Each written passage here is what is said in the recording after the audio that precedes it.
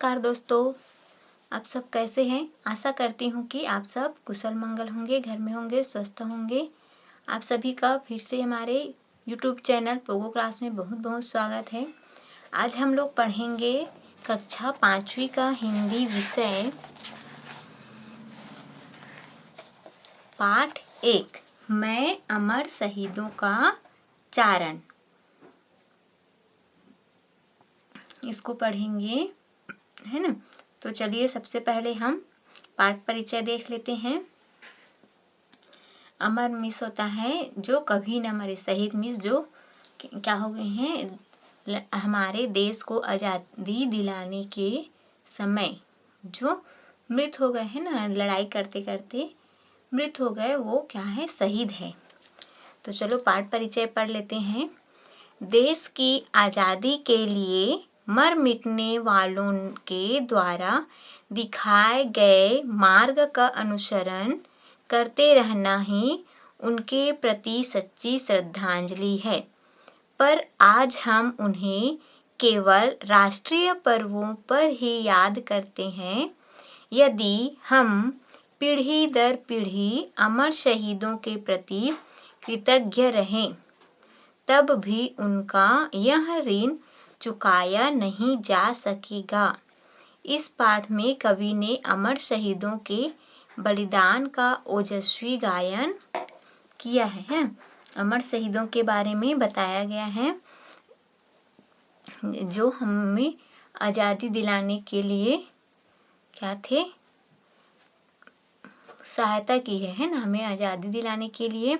तो उसमें बहुत सारे नेता हैं, सुभाष चंद्र बोस, महात्मा गांधी, जवाहरलाल नेहरू, खुदीराम बोस, रानी दुर्गावती, रानी लक्ष्मीबाई, ये सब क्या है, स्वतंत्रता संग्राम सेनानी हैं जो हमें आज़ादी दिलाने में सहायता प्राप्त किए हैं। इस पाठ में हम लोग क्या क्या सीखेंगे, देखिए। कविता को पढ़कर अर्थ ग्रहण करना, समानोच्चारित शब्द सीखेंगे, विलोम शब्द सीखेंगे, वर्ण क्रम के अनुसार शब्द मिलाना सीखेंगे, है ना।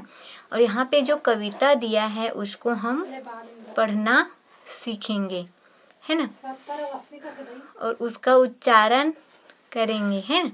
तो चलिए पहले कविता पढ़ लेते हैं। मैं अमर शहीदों का चारण उनके यश गाया करता हूँ। जो कर्ज राष्ट्र ने खाया है मैं उसे चुकाया करता हूँ। यह सच है याद शहीदों की हम लोगों ने दफनाई है। यह सच है उनकी लाशों पर चलकर आज़ादी आई है। उन गाथाओं से सर्द खून को मैं गरमाया करता हूँ। मैं अमर शहीदों का चारण उनके यश गाया करता हूँ। गिरता है उनका रक्त जहाँ वे ठौर तीर्थ कहलाते हैं। वे रक्त बीज अपने जैसे को नई फसल दे जाते हैं। यह धर्म कर्म यह मर्म सभी को मैं समझाया करता हूँ। मैं अमर शहीदों का चारण उनके यश गाया करता हूँ। देखिए आप लोग कविता को इस तरह लयबद्ध पढ़ेंगे तो बहुत ही अच्छा लगेगा, है ना। चलिए और पढ़ लेते हैं। वे अगर न होते तो भारत मुर्दों का देश कहा जाता। जीवन ऐसा बोझा होता जो हमसे नहीं सहा जाता। इस पीढ़ी से उस पीढ़ी के मैं भाव जगाया करता हूँ। मैं अमर शहीदों का चारण उनके यश गाया करता हूँ। पूजे न गए शहीद तो फिर वह बीज कहाँ से आएगा। धरती को माँ कह कर मिट्टी माथे से कौन लगाएगा। चौक मैं चौराहे चौराहे पर ये प्रश्न उठाया करता हूँ। जो कर्ज राष्ट्र ने खाया है मैं उसे चुकाया करता हूँ। ये जो कविता है बहुत अच्छा है, आप लोग भी पढ़िए। इसका अर्थ हम बताएंगे। चलिए पहले हम क्या देख लेते हैं, शब्दार्थ देख लेते हैं ना। अमर, अमर मिस होता है जो न मरे। शहीद मिस होता है बलिदानी। यश मिस होता है बढ़ाई, जिसकी प्रशंसा करते हैं ना। दफनाई मिस होता है मुर्दों को जमीन में गाड़ने की क्रिया। सर्द मीन्स होता है ठंडा, गाथा मीन्स कथा या कहानी, चारण मीन्स होता है कीर्ति गायक, कर्ज मीन्स होता है ऋण, मर्म मीन्स रहस्य, है ना। तो चलिए हम लोग कविता का अर्थ भी देख लेते हैं। मैं अमर शहीदों का चारण उनके यश गाया करता हूँ, जो कर्ज राष्ट्र ने खाया है मैं उसे चुकाया करता हूँ। इसमें पहले हम लोग को संदर्भ लिखना है और क्या लिखना है, प्रसंग।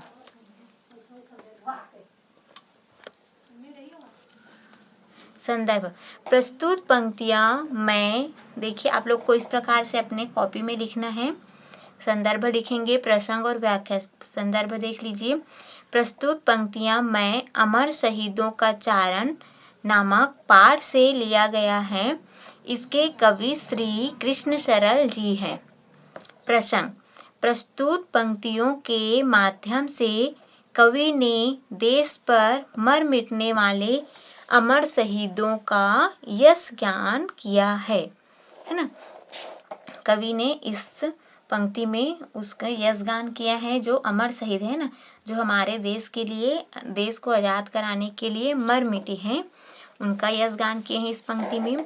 व्याख्या देख लीजिए, अर्थ भी बोलते हैं इसको। कवि कहते हैं कि मैं देश पर मर मिटने वाले अमर शहीदों के कीर्ति का यशगान करता हूँ और इस प्रकार मैं उस कर्ज को चुकाता हूँ जो उन देशभक्तों ने अपना सर्वस्व न्यौछावर करके राष्ट्र पर किया है ना।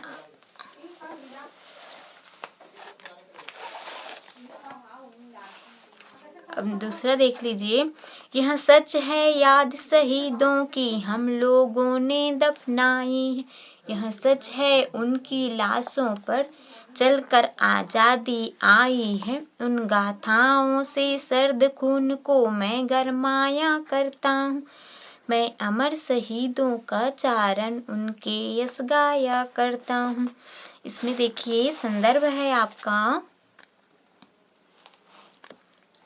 संदर्भ वही रहता है सभी में, है ना। आपको उसके रचयिता बताना है और कौन से पाठ से लिया गया है उसको बताना है। तो देख लीजिए, संदर्भ है, प्रस्तुत पंक्तियाँ मैं अमर शहीदों का चारण नामक पाठ से लिया गया है। इसके कवि श्री कृष्ण सरल जी है ना, मतलब रचयिता। प्रसंग है, प्रस्तुत पंक्तियों में कवि बताता है कि वह बलिदानियों की गाथाओं को सुनाकर लोगों में ऊर्जा भरता रहता है। मतलब बलिदानियों की जो कथा है ना, उसको सुनाकर सभी जो लोग हैं, नौजवान हैं, उसमें ऊर्जा भरता है। आपका व्याख्या देख लीजिए, मतलब अर्थ, कवि कहते हैं कि हमने शहीदों को भुला दिया है, उनकी स्मृति को दफना दिया है, जबकि सच्चाई यह है कि हमें अपनी आज़ादी इन्हीं के बलिदानों के कारण से प्राप्त हो सकी है। कवि कहते हैं कि मैं उन अमर सेनानियों की वीरता एवं त्याग से परिपूर्ण यश गाथाओं को गाकर युवाओं के ठंडे पड़ चुके खून को नई स्फूर्ति एवं ऊर्जा प्रदान करता हूँ। मैं देश पर मर मिटने वाले अमर शहीदों का कीर्ति गायक हूँ, उनका यशगान किया करता हूँ। अब नेक्स्ट देख लेते हैं,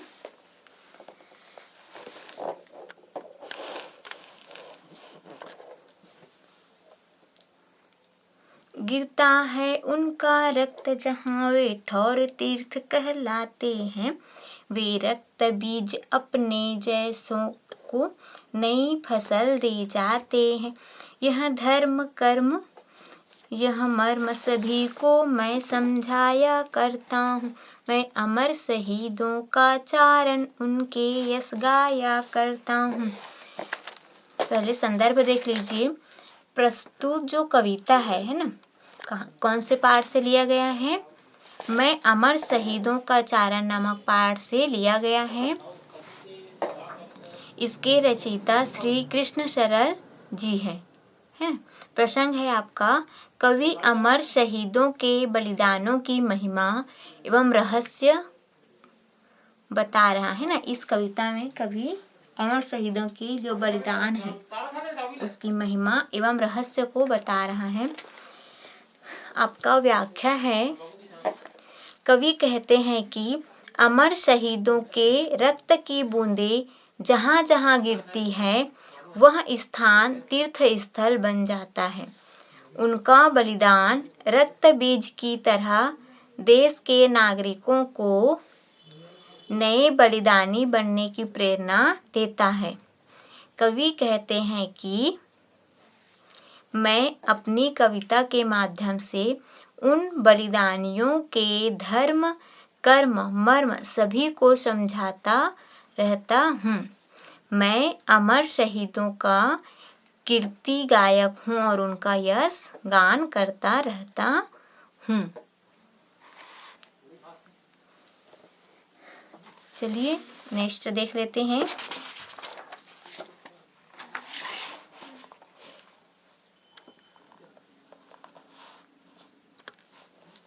वे अगर न होते तो भारत मुर्दों का देश कहा जाता।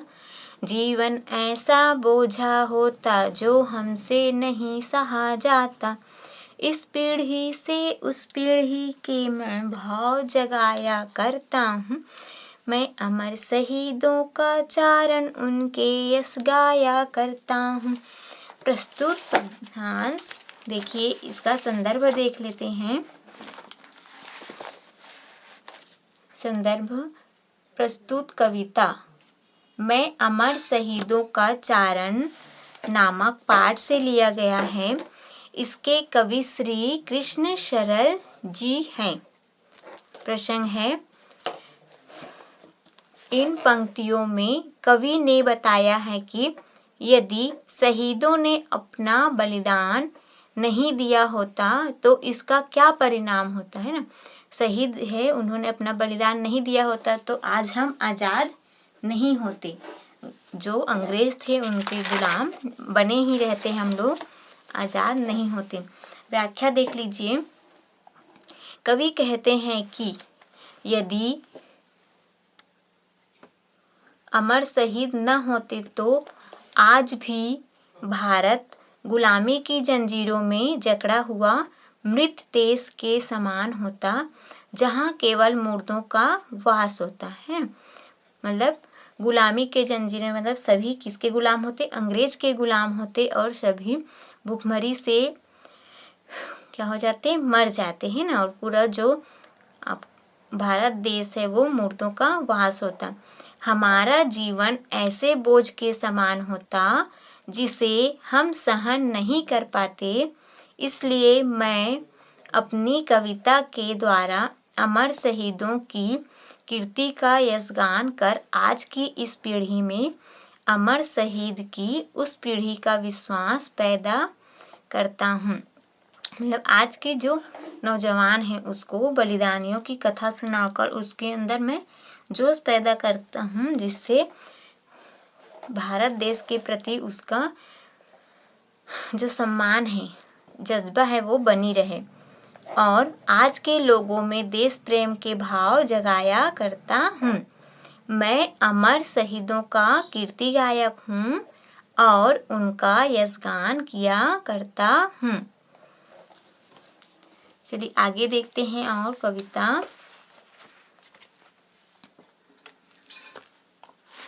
पूजे ना गए शहीद तो फिर वह बीज कहाँ से आएगा। धरती को माँ कह कर मिट्टी माथे से कौन लगाएगा। मैं चौराहे चौराहे पर ये प्रश्न उठाया करता हूँ, जो कर्ज राष्ट्र ने खाया है मैं उसे चुकाया करता हूँ। प्रस्तुत जो कविता है उसका हम संदर्भ प्रसंग देख लेते हैं। प्रस्तुत पंक्तियों में अमर शहीदों का चारण नामक पाठ से लिया गया है।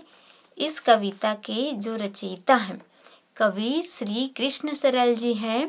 प्रसंग है, कवि ने इन पंक्तियों में बताया है कि यदि हम शहीदों का सम्मान नहीं करेंगे तो उसके क्या दुष्परिणाम होंगे, है ना। जो शहीद हो चुके हैं उसकी हम सम्मान करते हैं ना, उसको श्रद्धांजलि अर्पित करते हैं। अगर उसको सम्मान नहीं करेंगे तो क्या दुष्परिणाम होंगे, मतलब उसका देख लेते हैं। चलिए व्याख्या है। कवि कहते हैं कि यदि देश पर मर मिटने वाले अमर शहीदों के सम्मान नहीं दिया गया तो अपने देश की धरती को माता कहकर कौन पुकारेगा। अपने देश की मिट्टी को मस्तक पर कौन लगाएगा। अपने देश पर कुर्बान हो जाने वाली पीढ़ी कहाँ से पैदा होगी, है ना। जैसे हमारे जो पूर्वज हैं उनका देखकर ही हम सीखते हैं, है ना। तो वैसे ही आज के जो नौजवान हैं करेंगे, हमारे देश का सम्मान करेंगे, भारत माता का सम्मान करेंगे, तभी आने वाली पीढ़ी भी सीखेंगे उसका देखकर, है ना। तो उसके अंदर हमें क्या है, जज्बा जगानी चाहिए। मैं चौक चौराहों अर्थात सर्वस्व सभी जगह यही प्रश्न उठाया करता हूँ। मैं बलिदानी वीरों की कीर्ति का गायन करके उनके द्वारा दिए गए कर्ज को उतारा करता हूँ, है ना। उन्होंने अपने प्राण न्यौछावर कर दिए, कर्ज दिए हमारे देश को, हमको आज़ादी दिलाई, जो उन्होंने अपने त्याग और बलिदान के रूप में राष्ट्र को दिया है शहीदों ने, है ना। तो उसका कीर्ति गायक जो कवि है वो यशगान कर रहा है। ये आपका व्याख्या समाप्त हो गया। इसे आप लोग अपने कॉपी में नोट डाउन कीजिएगा। Okay, thank you, have a nice day.